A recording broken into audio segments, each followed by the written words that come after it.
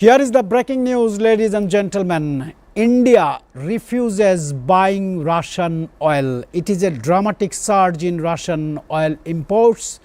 Before Russia's invasion of Ukraine in early 2022, India's imports of Russian crude were negotiable around 0.2% of its total basket.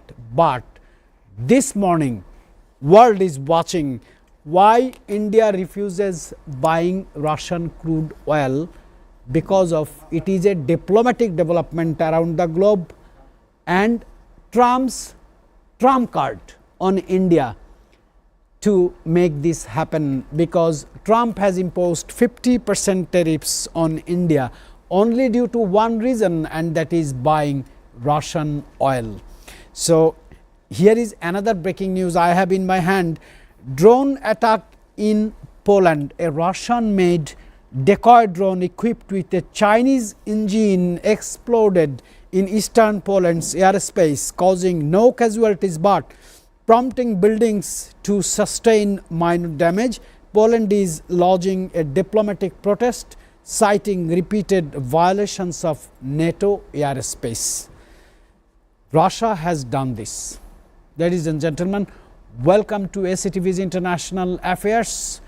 The viewers from inside the country and around the globe, my name is Rashid Kanchon. I will be your host, and in studio I have our International Affairs specialist Shamsul Alam Pantho, and from Washington DC, former ambassador and peace negotiator, our geopolitical correspondent from Washington, Norman Floyd Barnes, is with us online. Norman, let me begin from you. Here is a huge breaking news in the world that India refuses directly to buy the Russian crude oils to face the 50% tariffs from United States, Donald Trump. What is your take on that, Mr. Norman? Let us connect again, Norman. Let us go to our international affairs specialist, Shamsul Alam Pantho. Sir, you have heard this breaking news. It's a huge breakthrough today because of trade and tariffs is hitting the war situation. What is your comment on that? Thank you so much, Mr. Rashid Kanchan. We know that the 50% tariff slammed on India by the United States administration has happened due to the allegation that they have been trading and economically boosting the Russian aggression and of course the Russian economy. But alongside, I want to pick out there are many top breaking news today on 21st August, Thursday. Russia is in favor of a truly reliable security guarantee for Ukraine, with participating countries including China, the US and the UK and France, according to Foreign Minister Sergei Lavrov.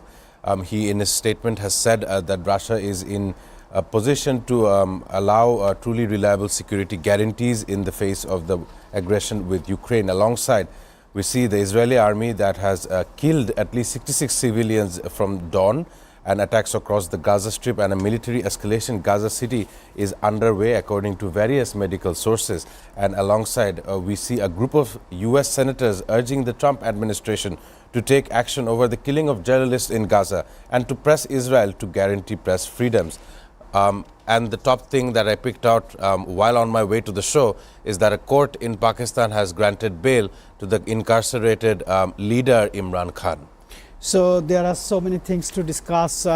My first question would be regarding the tariff diplomacy. How significant is the Russians' situation, because they have lost one client, one customer, which is India. And report says in the fiscal year of 2024-25, Russians supplied about 36% of India's oil imports, valued at over 50 billion US dollar, and India needs to pay in Russian currency, which is called rubles. Now, this is a Trump's trump card and India has taken it.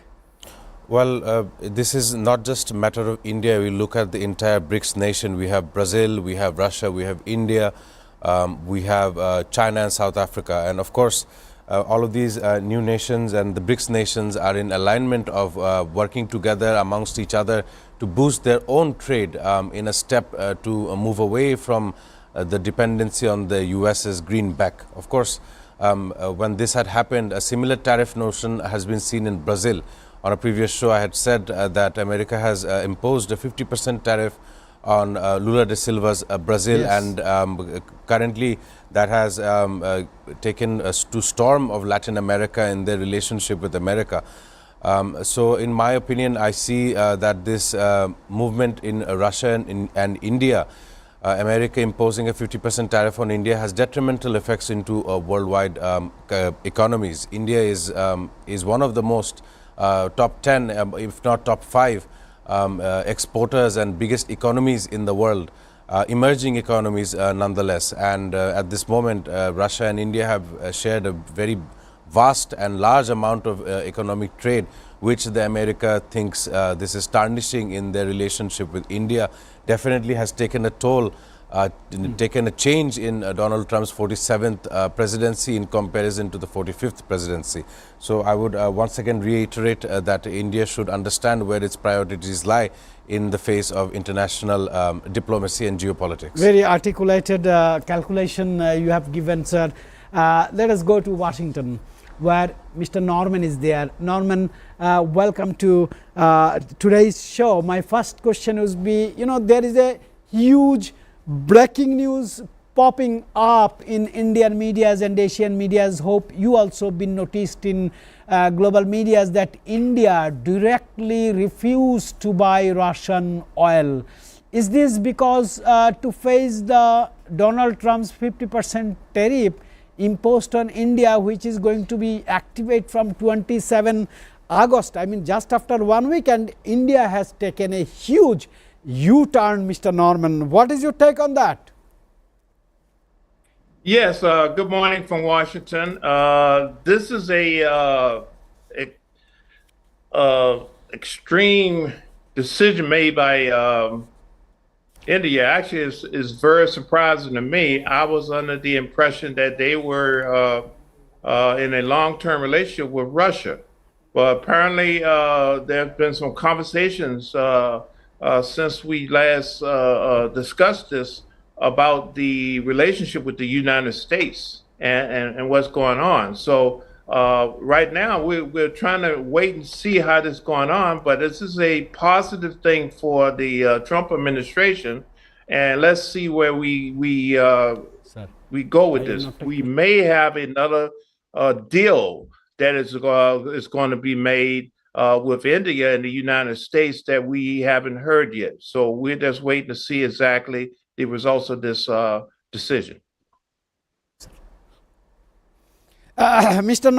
Norman, there is another breaking news, that is Poland has been hit by Russian drone.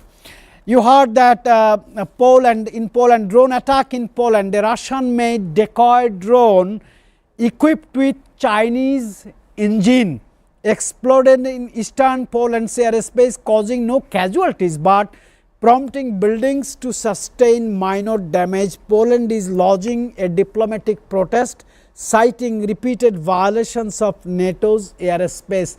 My question is very straight, very direct, and I need a very clear answer. How significant is the reported Russian drone explosion over Poland for NATO's collective security, and could it trigger Article 5 debates? The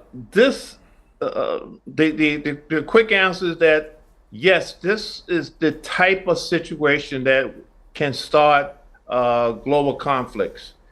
Even though the drone was unmanned, it was unmanned, unarmed drone.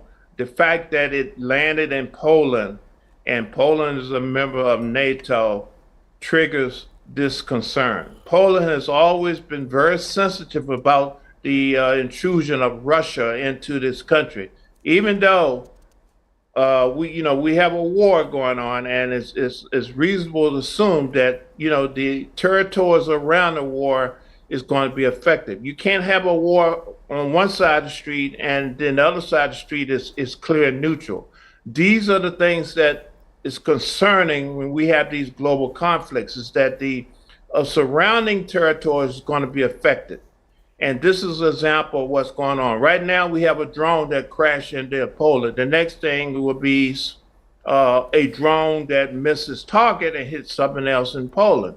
So what is going to happen? What are we going to do? So NATO is getting all riled up about this drone falling into Poland, and the question is, what's next? This was an accidental landing or crash, but what next? You know, it's getting very close. It's getting very tense, and actually, it may have an effect on the NATO and the results of what's going on with Russia and the Ukraine situation. This is one of the concerns of when you have these global conflicts, is that the casualty and the stuff that happened to the side, the effect what's going on. So NATO and Russia is looking at this very closely, and let's see if we don't trigger a global event. So last week we are observing that NATO and Russia, under the mediation of United States, are working shoulder to shoulder, hand to hand. But today it's a huge breakthrough that Russian drone hits a NATO member, Poland. Don't you think it is a kind of message Putin is sending to Washington and NATO leaders that if you don't meet the conditions, Russia is ready to hit the NATO? Mr. Norman. It can be viewed as that, but this is what we call an accidental overflow, an accidental check. Yes, it could be used as a strategy, but it's a very risky one. That, you know, I hit something close to your border to let you know that I'm still around and I can hit you too. That's a very risky endeavor. But this situation, even though it unintentional, I assume there was an unintentional event, it could have catastrophic consequences to that. So Russia is playing a very dangerous cat and mouse game, letting the people know that, you know, I'm here, and yes, this was an accident, but next one may not be. All right, Norman, let me come to our international affairs specialist, Shamsul Alam Panthu. First, let me give you a little brief on NATO deliberates on security guarantees. In Brussels, defense chiefs held candid talks about potential security commitments to Ukraine, while Ukraine seeks firm military guarantees. Russia opposes such plan without its involvement. A coalition of 30 countries aims to form a support force, but problem is in another place. Though US President Trump ruled out deploying United States troops. That is a very large-ended question and statement. Let me add on here that the coalition that you were mentioning is the coalition of the willing, which almost 30 countries in the Europe continent are taking part in, and their entirety is to protect and strengthen the unity of Ukraine against this aggression of Russia. And of course, NATO, being the North Atlantic Treaty Organization, has definitely played a role in such aggression in the region. But one thing that I have to put note here, that Russian drone falling in Poland definitely sends the negative messaging. Of course, Poland is a NATO member. Today it is Poland, tomorrow it could be Finland. As we know that Finland shares a vast border with Russia, very up in the north, but still big enough to not be avoided. Whether or not the Kremlin has decided to do this purpose with intention, or whether this was just a blatant consequence of their war with Ukraine, is a matter of question even now. We will try to understand that in the coming days. However, I understand that this war is now spiraling into neighboring countries which they have initially feared. However, if you would allow me, there was an issue that I wanted to ask Norman Floyd Barnes. It is definitely regarding the United States. Let me give some opening before I can ask him this question. we see Donald Trump targeting and attacking foreign students or the ability to enroll foreign students in Harvard. Well, this time around, it was Trump's rhetoric and comment on the Smithsonian museums, which hold a lot of significance in America's society and culture. The Smithsonian museums are, of course, they hold the America's legacy and run quite a number of museums throughout America. I'll give you what is on the Smithsonian, what Donald Trump said on a Truth Social. The Smithsonian is out of control, where everything discussed is how horrible our country is, how bad slavery was, and how unaccomplished and downtrodden have been nothing but success. Nothing about brightness, nothing about the future. This is what Donald Trump wrote about his country's major museum, if you would like it, conglomerate. My question to Mr. Norman Floyd Barnes, this is quite detrimental to American culture and society. I want to just take your comment on this matter. Yes, sir. Good morning. I appreciate the question. That is a very intriguing and interesting question. There's been a lot of debate on this matter. Matter of fact, President Trump's approval rating today is less than 40%. And the issue of dealing with the intrusion of dealing with our history and trying to manipulate change is also very intrusive to the people. We just had a situation in Texas where the House, the Texas government has basically they have changed the restructuring process, and they have gained 5 additional House seats that is going to have an effect on Congress. So right now that is a additional conflict that's going on with the United States. But regarding the museum, the issue of, he used the term, want to change history. The history is the history. And if we get into a situation where we can make everything whitewash and nice and pretty, it's not going to happen, because everything that is appeared to be successful is a result of somebody else suffering. We do not want this. We do not like this. Everybody, including the Republicans, are against this type of whitewashing and changing of history. So if you want a positive thing, you have to understand it came from a negative. And most of the stuff that's happening in the United States and most of the success is based on the suffering of other people. Basically, I mentioned, the people of color.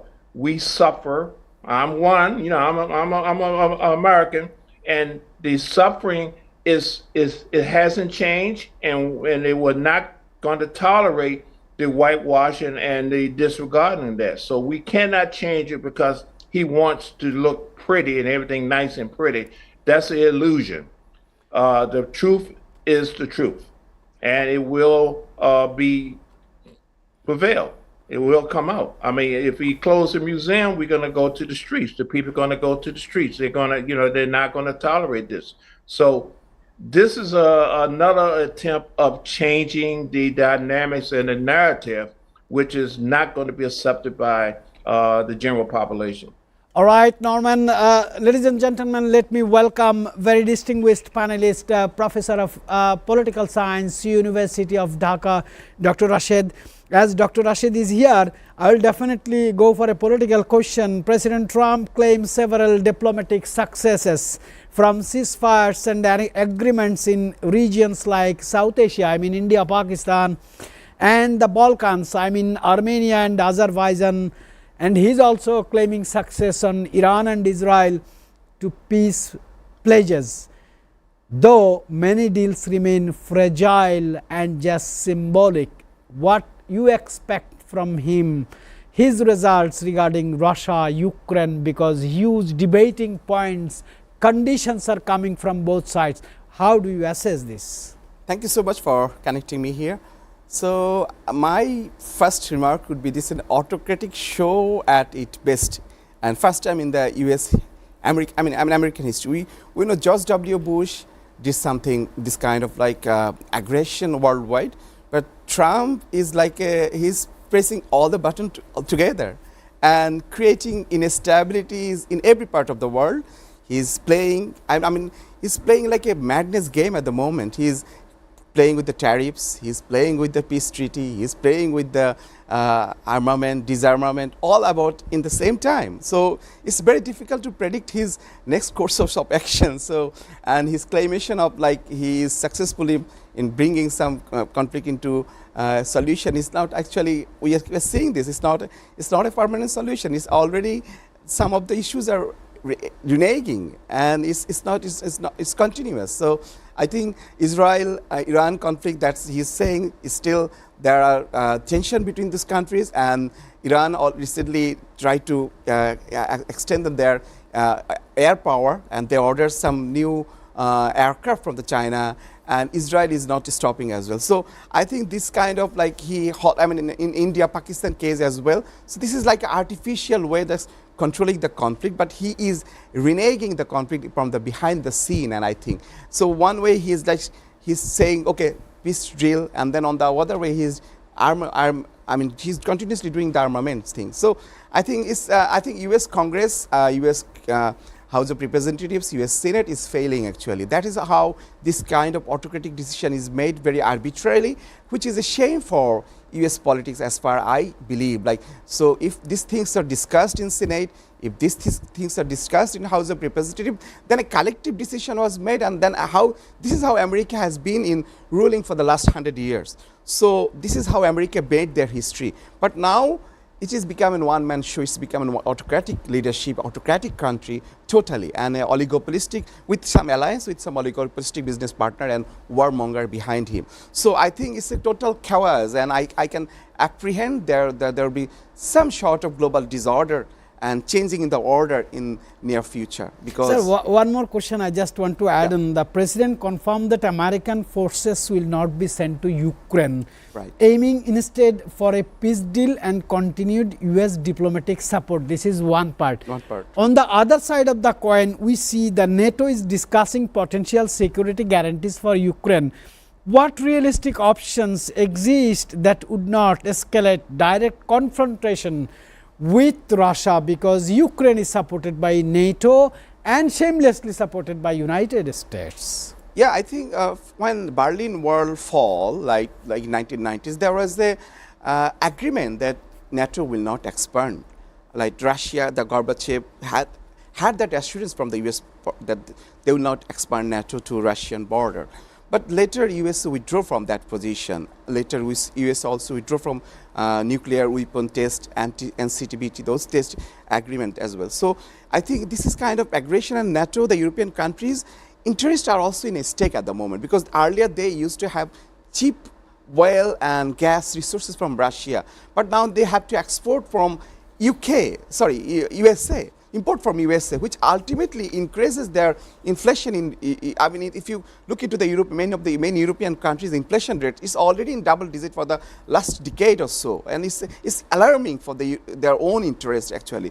So serving or working with US hand to hand, I think the European countries have to have a rethinking of their policy. Although I mean, the Ukrainian president successful to bringing them together and making an discussion with Donald Trump to make a good solution for Ukrainian issues. But Donald Trump have another thing in his mind. He's trying to, I mean, make a better deal for actually US at the end of the day, at the stake of either Ukrainian interest or either European countries' interest. So he's always looking for some deals. So he's not directly in conflict, but he's also in conflict. So you can say like he's not sending troops, but he actually, I mean, some way, I mean, back and forth, he's playing the game together. So I think European countries now need to rethink its policies and its alliance, how it's going to work, how it's going to serve their own country's interests, because the inflation is a big question for the Europe countries in the next few years, because the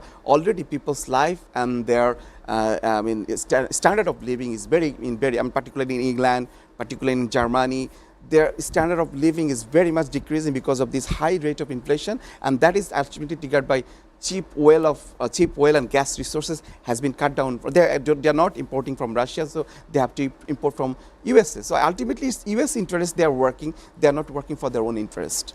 I really appreciate Professor Dr. Rashid, who reads and study about politics, who writes on politics, who speaks on politics. Very articulated, sir. Thank you very much. Let me go to Washington once again. Russia continues targeting civilian areas in Ukraine, in different parts of Ukrainian territory. What does this suggest? What this suggests about Moscow's war strategy at this stage, and how should the West respond? Because West is in a process to go for a ceasefire or to end the combat war from Russia to Ukrainian soil. Mr. Norman. Yes, the strategy that we can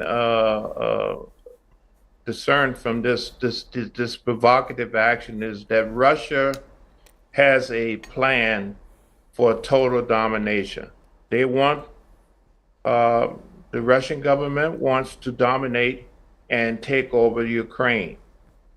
That sends a clear message about the potential of these peacekeeping discussions, that they have an agenda they want to achieve, and the likelihood of having a ceasefire or an end of this conflict is very dismal right now. They are considering the overall objective, and objective, again, I must state, is the total domination of Ukraine. So that is going to have an effect on how everything else goes on, including the trade and the commerce. It has a effect on how India made a decision on what's going on, how they're going to position themselves. So it is a change. The narrative has changed, or the narrative has stayed the same regarding Russia's view. Even though Putin and Trump are talking and communicating, wants to have these meetings and bring to some type of closure, the governments, again, is deciding what's going on. Russia is still looking to expand its empire across Europe. So now we have Europe shaking in his boots, concerned about what's going on. NATO response, dealing with this thing. How do we prepare ourselves? And at the same time, the United States is trying to position itself in the middle to basically manage itself so they can help their economic development. But the changes are happening, and we're looking at additional conflict. Additional conflict if this is not resolved. The conditions is Russia wants a anti-NATO agreement, and they at the same time they want to hold on to the land they already have sacrificed their soldiers for and people for, and basically they feel that they are in an advantageous situation. So that's why this conflict is positioned, is to show the world that we are in control.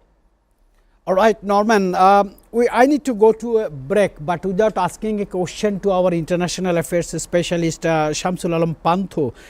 You see, negotiation or treaty process is going on, but Russia is continuing its attack on Ukraine, even in civilian areas. On the other side, though Norman is calling that this is an accident, but Russia hits Poland by its drone with Chinese engine. What messages he wants to give to the Westerns that he's not weak, he's ready to fight? Definitely the talks in Alaska last Friday has not made him weak, and he is still in his seat of aggression. That is what he's trying to show, or at least that is what we are trying to understand from the incidences that have taking place. However, yesterday we mentioned how Ukrainian President Volodymyr Zelensky needs to show flexibility.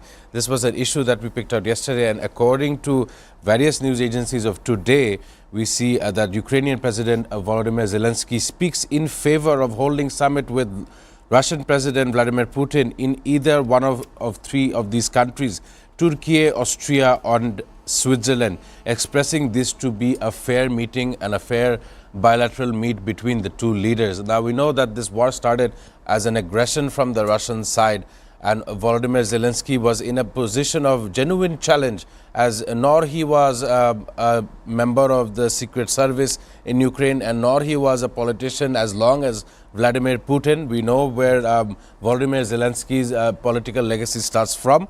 However, this could be probably the greatest challenge any European leader has ever faced, taking on a challenge and taking on battering from the Kremlin's Vladimir Putin. Of course, it is quite so important. Let's see if whether or not there can be a bilateral meeting in either Turkey, Austria and Switzerland. Sir, thank you very much. Ladies and gentlemen, as we started with the breaking news that India directly refused to buy Russian oil, it is a huge development in the world's current scenarios, because India was one of the biggest buyer of Russian products, Russian crude oils.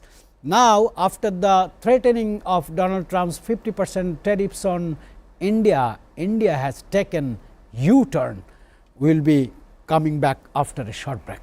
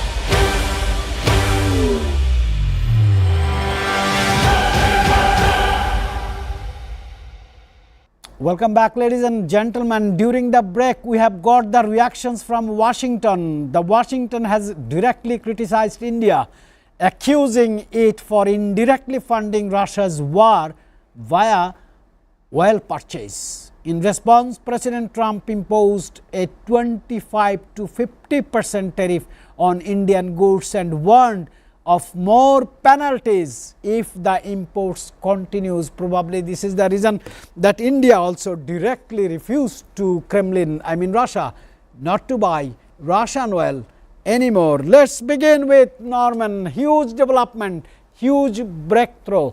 Washington wins and New Delhi loses. Mr. Norman. This is a yes. This is a incredible change. It appears that India is trying to salvage the relationship with the United States. At the same time, the United States, as you mentioned, is criticizing their relationship with Russia. I'm very confused. I will use the word confused about the mixed messages going on between the two countries. India has been a friend of the United States for some period of time, yet it has to look after its own interests. So right now it is very confusing to understand exactly how this thing is going to play out. Additional penalties, as you mentioned, has been imposed on India regarding their trade and commerce, but at the same time, they are trying to offer a negotiation type of mediation that we are not going to buy Russian oil. So what does that mean? That's the confusing part. Does that mean, that we're going to buy oil from you, or we want to mend the relationship? So is there a deal to be done, or are we going to basically go back and forth on this type of situation? So I'm right now, I'm at the moment a little concerned about where did this lead us. So, Norman, after Norman, I need to get a comment from expert, Professor Rashid. Some commentators are saying India is trying to play like a playboy. It's trying to get a good relationship with world superpower, United States as well as Russia. It's a kind of relationship with two women together. Now, its policy has bounced back. Do you think India is in a real trouble? I think, yeah, this is a huge development. Like as you said, India is not willing to buy any more from Russian oil. So I think U.S. maximization of pressure by imposing huge tariffs on India by like 50% tariffs, which is ultimately impacting Indian import sector, like the ready-made garments and other manufacturing sectors, which is going to be immensely affected if it's not turned down. So that's why India has to if they had to make this kind of decision of like they are not buying any Russian oil. So I think, yeah, everybody understand that because Russia's war industry, war budget is coming from this selling of this crude oil. So India was benefiting from that as well. Like they used to buy in cheaper prices, and they also doing businesses on selling those crude oil in international market. But now their import sector is in stake, and I think the domestic employment, the importers and other businesses, which is directly going to be impacted by this 50% increase of tariffs, which is India cannot afford, I think, at the moment. So they had to make this decision. But what option now remains for Russia? That's the big question, because Russia is in now a maximum pressure, like they are losing another ally from their the war, the challenges they are facing, particularly from $50 billion, which actually benefiting or giving the budget for continuing this war and continues this aggression against Ukraine. So I think Russia has his existential crisis by the decision of NATO's expansion to Ukraine. So Russia has his rights to self-determination. So if the NATO is continuously putting the pressure their extension to Ukraine, I think this going to be a nuclear war That is the apprehension. Otherwise, I mean, by putting this kind of embargo on selling the oil and gas resources, so what option remain for Russia? Only nuclear. It's a option. very dangerous, very dangerous. And that's going to be threat, existential threat for the humankind. So I think USA and NATO should act rationally, and otherwise there would be no option remain for humanity. Yeah, when that's the biggest concern. When an expert like Professor Rashid says that if Russia be cornered gradually in business, in warfield, in allies, then Russia will not have much options to go for a nuclear war. This is very dangerous, I personally feel. I want to include Norman. He was an ambassador. He was a peace negotiator. He has so good connections with the Washington Federal Statement. I personally know it since many, many years.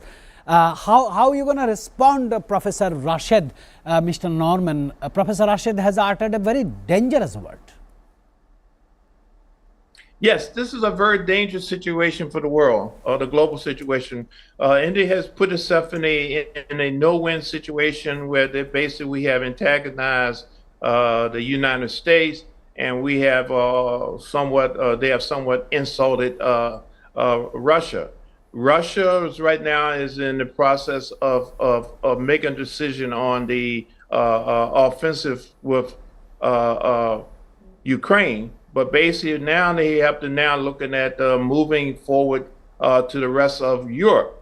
So that is going to have an effect on its economic development. So as an issue of survival, they may have to engage in some type of offensive with countries like, hate to say, India. They may have to result into a military type of thing.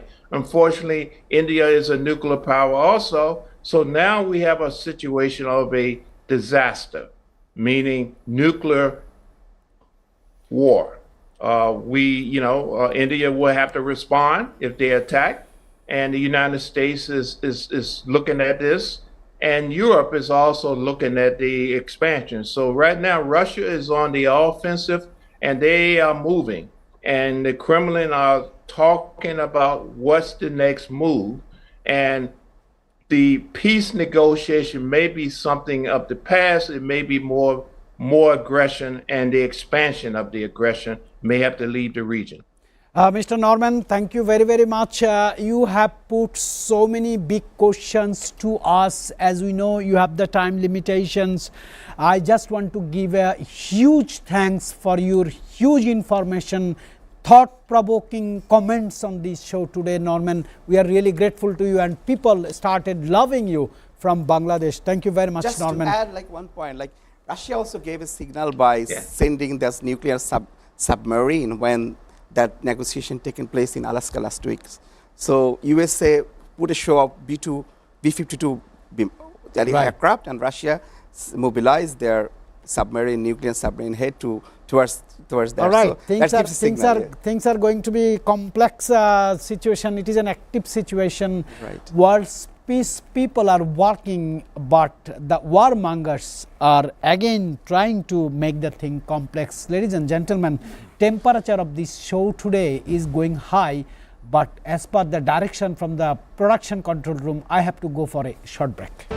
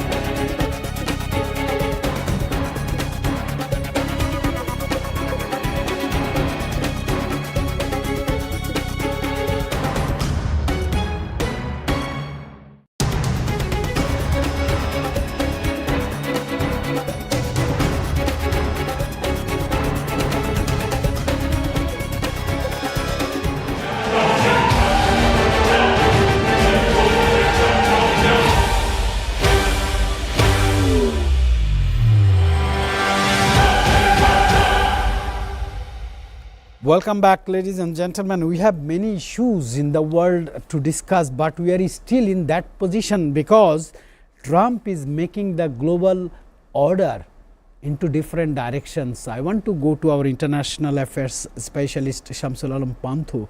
Sir, we have seen in the news last week, I mean, Alaska meeting was Putin's meeting. He has shown his power, his mightiness, his diplomacy, his military power.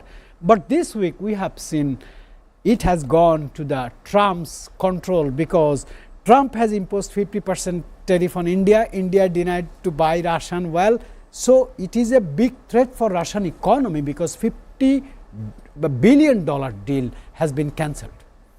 It carries a huge number of significance, but I want to, since we are talking about such big nations, such big rhetoric, such narratives, and obviously breaking news is around the globe, I want to put some elements into what you just said. We know in this year's May, we have seen the India and Pakistan going head to head on one another.